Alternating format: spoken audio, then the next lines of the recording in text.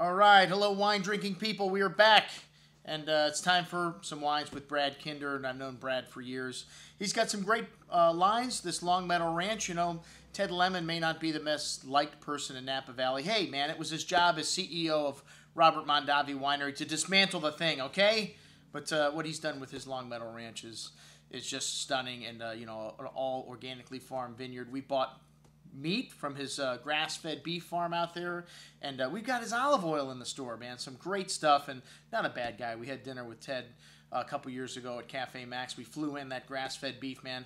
Fabulous stuff, and one of the things that I like about his wines is that they're not over the top. They're not overly oaky. He makes very balanced wines. Like the first wine we had, the Long Meadow Ranch Sauvignon Blanc from Rutherford, and as I mentioned before, all the vineyards are organically farmed. This is all estate-grown juice. They don't buy any fruit here at Long Meadow Ranch. Well, I don't think they do anymore. They may have used to in the past. This wine had a lovely grapefruit, citrus fruit, and melon. Notes of fresh baled hay and some gravelly, minerally nuance as well. Fresh and fruity on the tongue with a nice zip of acidity there, and leaves the tongue salivating for food. A little bit of that fresh baled hay note on the finish. Some really nice Sauvignon Blanc there for around 20 bucks a bottle. All right, well, changing gears, going off to Oregon. Brad represents a wine called Lange there, which they make some fantastic wines. Pinot Gris being the star for the white varietals. This wine had some lovely fresh pear and hibiscus flower notes with a little apple blossom, tangerine, citrus there also. Fresh and clean on the palate with a nice floral note coming through on the finish, but the focus there really that ripe tree fruit, folks. Very nice little Pinot Gris at around $22 a bottle.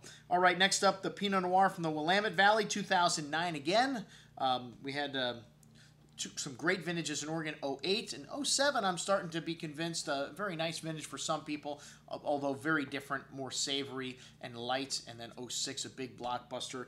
09, the verdict's still out, but these wines were pretty good here from Lange today. The Willamette had some lovely black raspberry fruit on the nose with hints of fresh flowers, some fresh earth here also, but the focus on that floral nuance and that fresh raspberry fruit. Really fresh and lively on the tongue with smooth, silky tannins. One of the things we love about Pinot, that silky impression on your palate. And a nice savory hint to the finish. A nice little Pinot there at around $30 a bottle.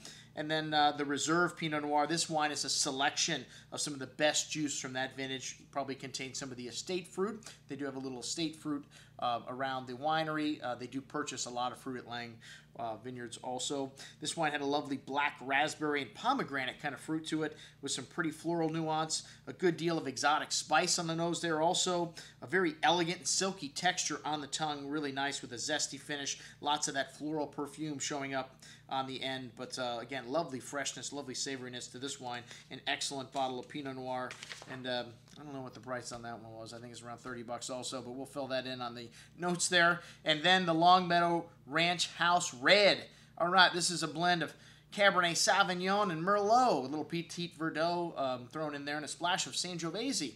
And, you know, this wine had some lovely red currant and cherry fruit, plum on the nose with some nice fresh plowed earth character, a little cigar box spice, and a nice savory style of Cabernet blend. As I mentioned before, one of the things I like about Long Meadow Ranch, not over the top. These wines have got some nice red berry fruit to it. This wine has a nice red berry and plum fruit to it, but again, some nice balance, some fresh earth cigar box spice coming through in the finish. A very good bottle of wine.